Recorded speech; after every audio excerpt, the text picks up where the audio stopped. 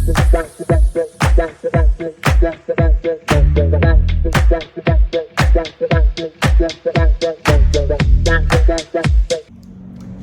guys, welcome to our podcast. My name is Chintya.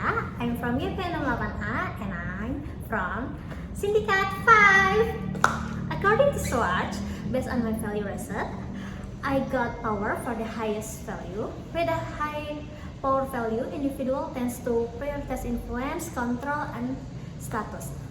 I often have unconscious desire to influence and assume leadership roles, and I feel comfortable with that, with the authority and focus on achievement and recognition. Usually, my friends tell me that assertive in making decisions. Thank you. Hello guys, my name is Afif Sulthan and Nazera and I'm from Syndicate 5. I want to share my reflection videos. According to source, moral foundation and values give a framework for understanding and assessing human ethical decision making, even in a business context. They can inform decision making by shaping the principles and priorities individuals consider when faced with ethical dilemmas.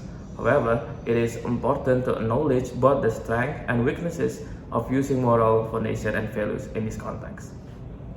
Hi guys, my name is Nisriaini and I am from Syndicate 5 Young Professional YP68A, and today we will discuss our reflection video about SWOT result, and as the result of mine is security, who represent the need for safety and stability and also harmony. Individual who prioritize these values seek a stable environment, predictability and order. As someone who appreciates stability, anything that is uncertain makes me feel uneasy and anxious. I'm not inclined toward hedonistic activities or seeking adrenaline rush. Therefore, my level of hedonism is the lowest among the other values. And then I prefer follow the plans and stick to the routines. Consequently, I gravitate towards work that emphasize attention to detail and repetitive tasks rather than a high-pressure work environment. And also my second highest is conformity, which emphasize the importance of fitting in social norms, tradition, and expectation. And people who prioritize this value obedience, respect for authority, and also self-discipline. Hello guys, my name is Rifqi, also from Syndicate 5. My highest value of SWOT's basic values are universalism and self-direction. Universalism defined as value of understanding, appreciation, tolerance, and protection for welfare of all people and for the nature. And self-direction is defined as independent thoughts and action, choosing, creating, and exploring. While my lowest values are power and hedonism, which described as pursuit of social status, prestige, and pleasure and gratification for oneself. That's the introduction for me, so let's discuss together. Mikey, come here! What's up man? What's up bro? Rifqi, Hi guys. Where have you been? From underclass actually. Did you get the assignment for the moral foundation? Yes, I think we all do, right? Yeah. And what's your result? How about we discuss it right now?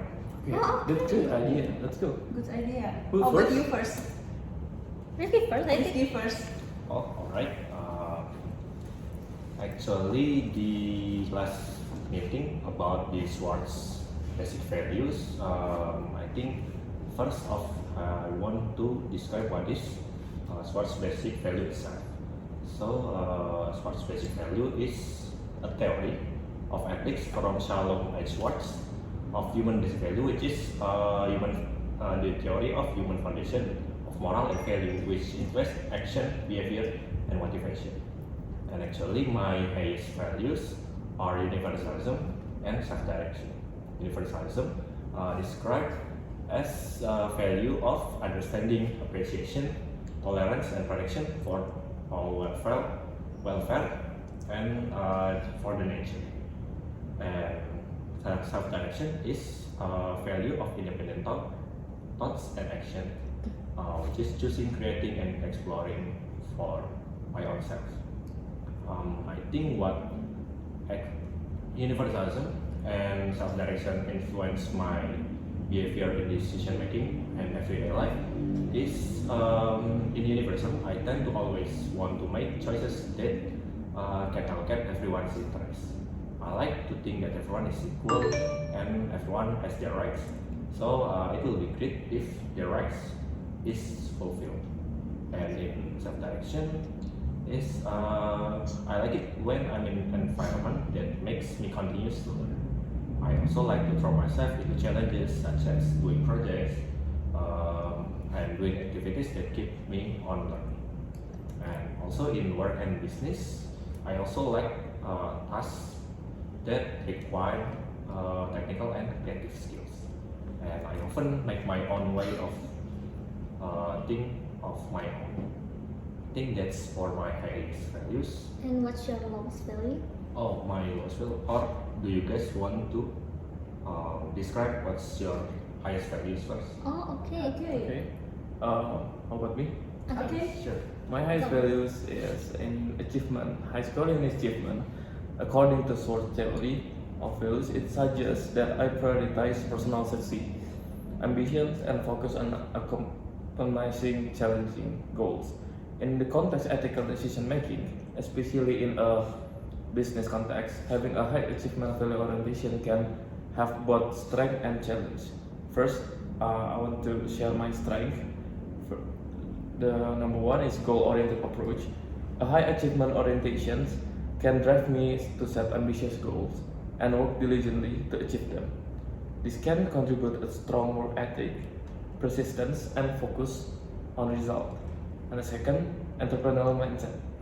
Individuals like me with a strong achievement values often exhibit entrepreneurial traits such as initiative, innovations, and a willingness to take calculated risks.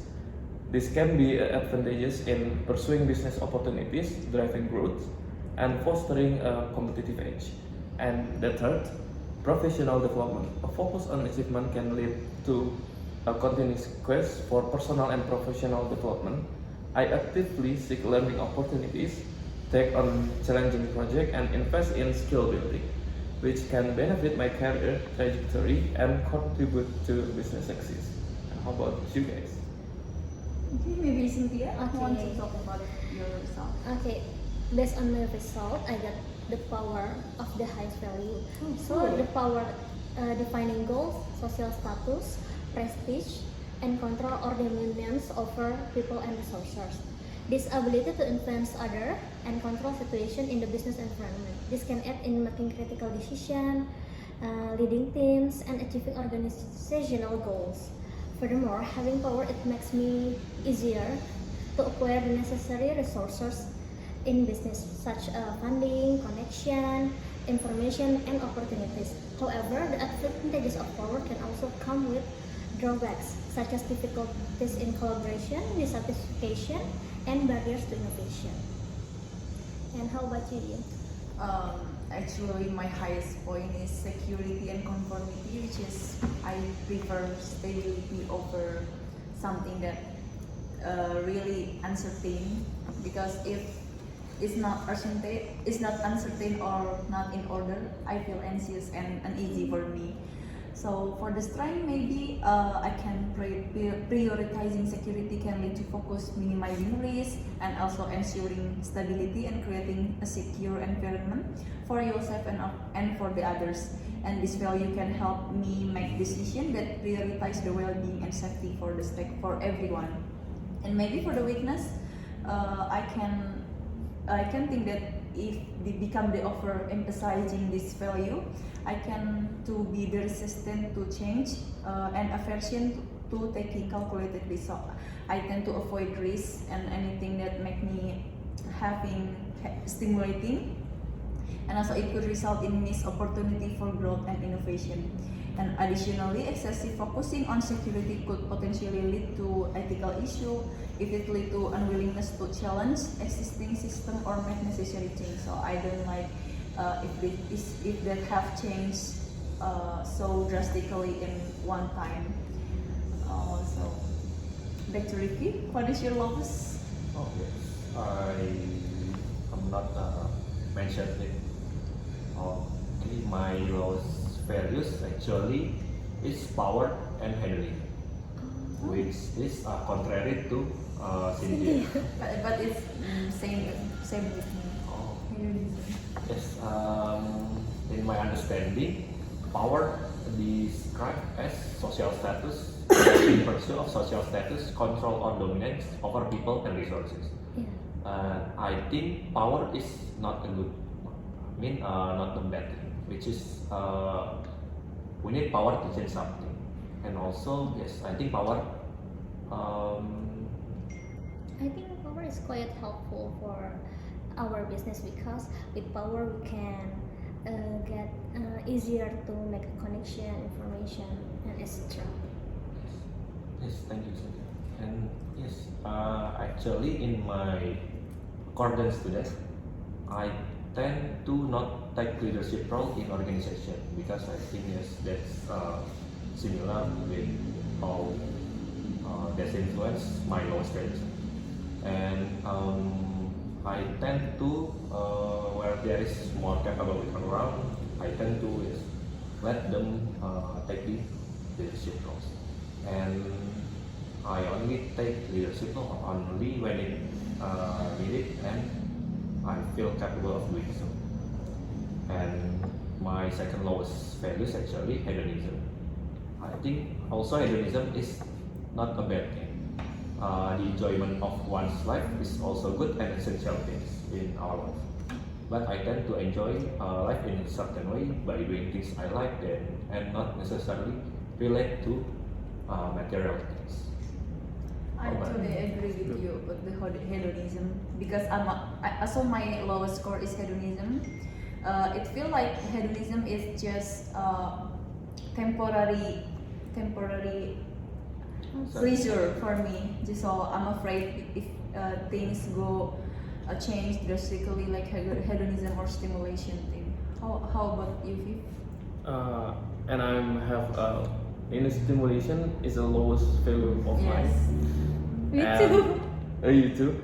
And that means I particularly in business context suggest that I have a preference for stability, routine, and a more conservative approach. In the context of ethical decision making, especially in a business context, having a low stimulation value orientation can have both strength and challenge. First, the strength is stability and risk mitigation.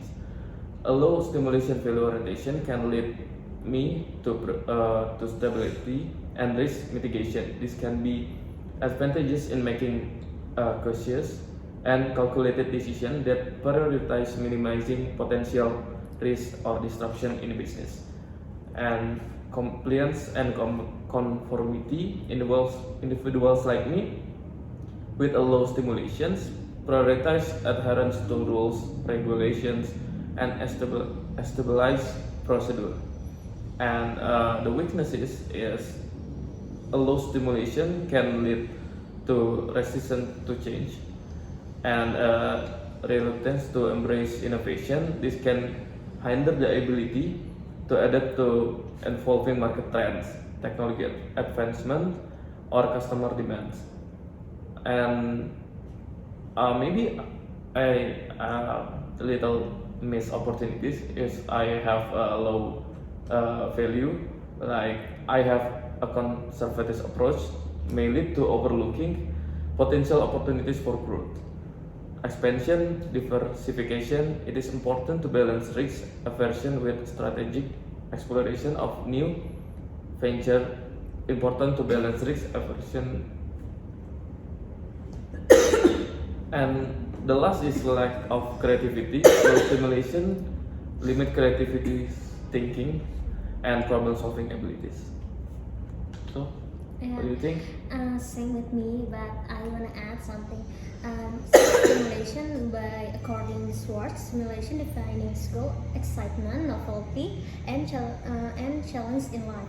So stimulation value derived from organismic need for variety and stimulation in order to maintain an optimal, positive rather than threatening level of activation. This need probably relates to the needs underlying self-direction value. Stimulation value over strength in foster creativity, innovation, adaptability, and a commitment to learning within a business context. However, it can also lead to weakness such as a lack of focus and follow-through, risk-taking without proper assessment, and resistant to routine and stability. Recognizing and balancing these strengths and weaknesses is essential for leveraging the potential of the stimulation value effectively in business setting. And how about you? Do you same with me? Maybe in a business context, I have several considerations for my result. First, maybe I can balance with other value like security and conformity are significant. Like this is essential to consider other value to ensure a comprehensive approach to ethical decision making. Like the inclusion of value like benevolence, universalism, or self-direction can provide a broader perspective and mitigate potential drawbacks of solely relying on security conformity. And then maybe I can have an ethical dilemma through this value, like It's okay. like ethical decision making often involves complex trade-off and conflicting value. And then it is crucial to critically evaluate situations where security and conformity may conflict with other ethical principles or stakeholder interests, and being open to considering alternative perspectives and seeking diverse input can help navigate this challenge. And maybe in business context, how about you? Or in your work environment or business? Okay. Maybe like in stimulation, we can address the challenge and ensure ethical decision making in a business context. First, maybe embrace strategic risk taking. While evaluating stability and risk mitigation, be open to calculate risk. First is that, and the second is foster a culture of learning. Encourage a learning mindset within an organization to promote continuous improvement and adaptability. And the third is seek external perspective. That's very important for us. Engage with external networks, industry, expert, or consultant. And the last is balance stability with innovation. Because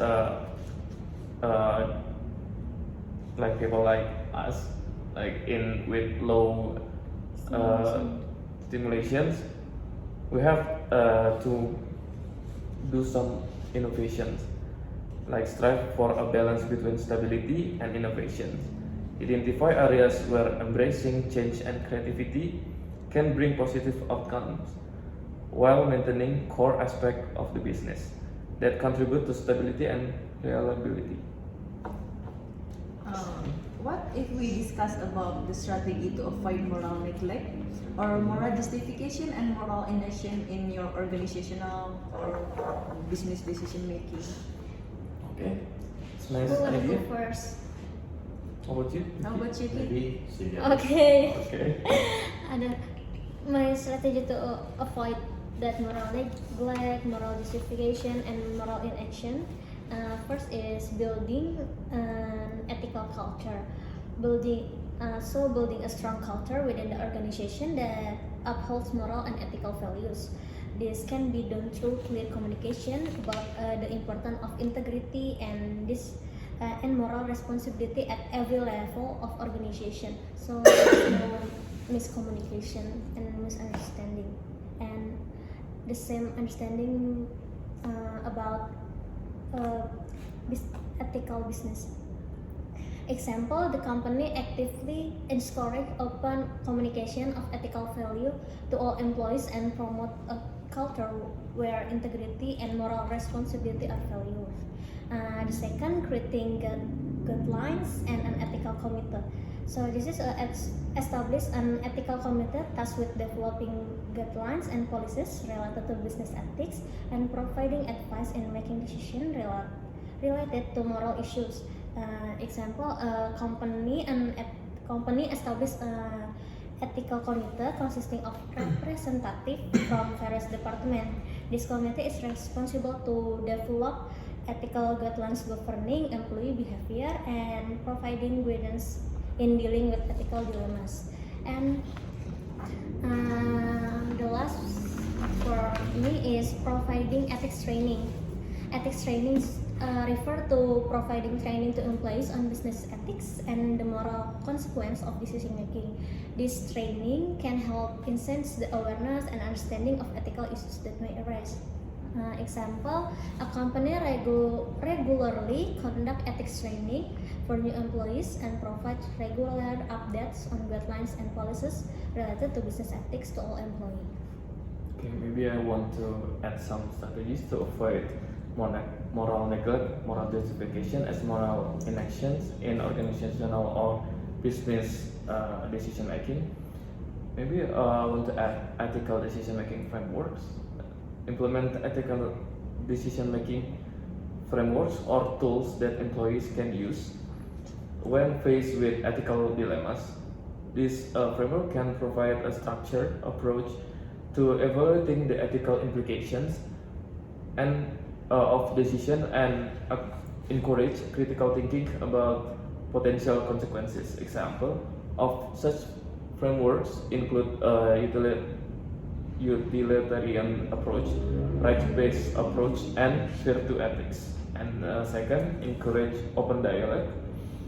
Foster a culture that encourage open dialogue and communication about ethical concerns. Establish channels for employees to raise ethical questions, report potential violations, and seek guidelines. Encouraging open discussion help prevent moral inactions by creating an environment where ethical issues can be addressed proactively. You want some Maybe I will add some strategies. Maybe it's explained by Afif before. For the ethical framework is also important, and then ethical risk assessment also to identify potential ethical dilemmas or conflicts and ensure they do not compromise and other moral values. And also the third is training and awareness. Maybe can comprehensive ethic trainings to the employee. Also raise awareness about the importance of security or other value, and also decision making process, cross-functional collaboration. This is like foster collaboration among different departments and stakeholders and gather diverse perspective from other employee, and also whistleblowing mechanism. Maybe you guys never mentioned this about whistleblowing mechanism is to report any ethical concern and ensure anonymity and fair investigation process in the organization. And also ethical leadership by promoting leader who prioritize ethical behavior and make decisions that align with the organizational ethical framework. And also stakeholder engagement, regular ethical review, and the last is continuous improvement by evaluating and updating your ethical framework and also security practice and decision making process. How about you, Ki? I think that was great strategies from you guys, and I also agree with the strategies you guys explained. And yes, I think that that's all our effective strategies. But my strategies, I think, will approach in a personal way. I like to divide into three main strategies. The first is from oneself, from myself or some people, and second is we implement it to others, and the other is we build an environment when me and other people are already doing this ethics practice. Because I think moral neglect, moral justification, and moral inaction is the start of it leads to unethical behavior. So my strategies are first is be mindful of my own actions, because to avoid moral neglect, justification, and inaction starts with oneself, or maybe in this case me first. I'm thinking about consequences about what I'm about to do, questioning my own choices and judgment, and being honest about my own desire is how I avoid myself of doing unethical behavior. I think after I am mindful about my own action, I also need to challenge my own justification for unethical behavior. If I find myself justifying unethical behavior, I take a step back and ask myself if I am really being honest with myself, or am I really convinced that my actions are necessary or justified, or I am just trying to make myself better about doing something wrong. After that, I think I need to be more vocal about unethical behavior. Taking action of unethical behavior, reminding others, and setting example in implementing ethical behavior is a way to implement ethics towards other people. Next is I like to surround myself with people who share the same values as me. The people we spend time with can have a bigger impact in our behavior. Surrounding myself or other people with people who value ethics and integrity makes me a person who upholds ethics. And the last is, as you guys mentioned, is making an environment that upholds ethics values. Educating myself, educating others, upholding ethical behavior, rewarding people who do ethical behavior, and punishing people who do unethical behavior, moral neglect, moral justification, and moral inaction, I think are the ways to create an ethical environment. Okay, nice guys.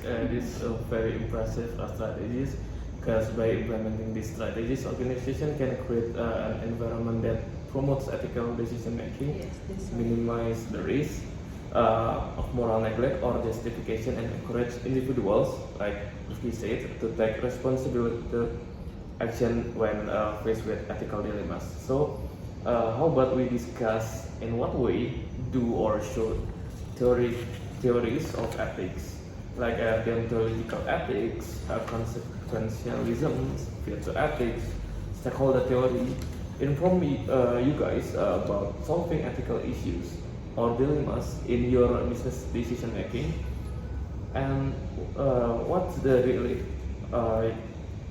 possible to legal aspect of business, such as contract and sustainability related aspects. Okay, who want give an opinion? Maybe I will go first. Yeah. This is quite comprehensive topic for us, because we talk about deontological ethic is all of the aspect, including legal aspect and as well sustainability aspect. In deontological ethic, we talk about the rightness and wrongness in action. Like in the legal aspect, we can ensure the compliance with legal obligation and contractual agreement, like it's including honesty, fairness, and upholding the rights. And in the sustainability aspect, we can emphasize the ethical treatment that can encourage adherence to environmental regulation, fair treatment of employee. And in consequentialism, maybe in the legal aspect, we can do it by assessing the consequence of action, because consequentialism is about the morality of action based on the outcome or consequence, and to maximize overall happiness or minimize harm. And for the sustainability aspect, maybe we can have a long-term consequence of decision of environmental, social, and economic aspect to sustain development and minimize harm to everyone. And then in the virtue ethics, we can have developing moral character traits and virtue, its personal integrity, excellence, and the cultivation of virtues. Like maybe in the legal aspect, we can act with integrity and go beyond mere legal compliance. Last is stakeholder theory. It is the interest of well-being that affected by business decision. For the legal aspect and sustainability, quite different with the other, because in the legal obligation, it's involve the employee, customer, and the community, and protect stakeholder right. And the sustainability aspect, we can have a long-term impact of business decision to stakeholder, and the environment prioritize the well-being of current and the future stakeholder in the business environment. How about your? Mm, so this theory focus on morality rights and prioritize different ethical considerations, right?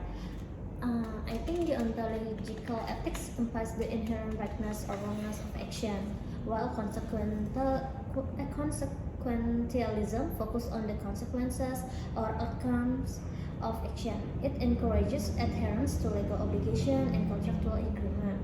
While virtue ethics emphasizes the development of ethical character traits and virtue, and virtue ethics encourage individual to act in line with ethical principles and cultivate a culture of trust and ethical conduct. And for stakeholder theory posits that business have ethical responsibilities toward multiple stakeholders, including employees, customers, suppliers, local communities, and the environment. It encourages business to make decisions that benefit the broader network of stakeholders, focusing on legal compliance and sustainability-related aspects. Integrating ethical theories into business decision-making can foster ethical conduct, mitigate legal risk, and promote sustainability practice. That's all for me. In my opinion, theories of ethics, including deontological ethics, consequentialism, virtue ethics, and stakeholder theory, can provide valuable frameworks for solving ethical issues and dilemmas in business decision making. Here's how these theories can inform ethical decision making. I want to share about consequentialism.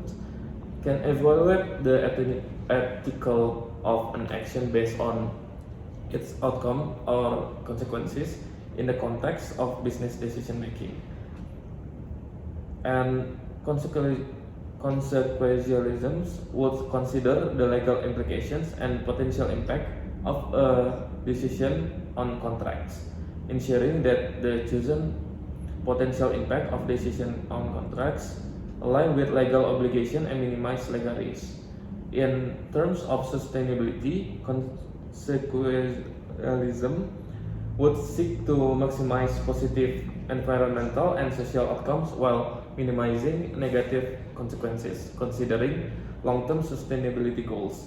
And in the virtue ethics, focus on the development of virtuous character traits and values, guiding ethical decision making based on virtue persons would do a given situation.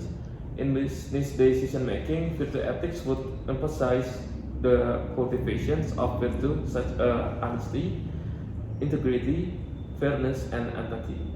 In relations of contracts, in virtue ethics would prioritize honesty and fairness in negotiations, honoring the spirit of an agreement and seeking mutually benefit outcomes. Regarding sustainability, virtue ethics would encourage responsible stewardship of resource, considering the long-term consequences of business practices, and striving for sustainable practice that line with virtue values. How about you, Rifqi? Yes, thank you, Afif, for your explanation. I also agree about you from what you've said.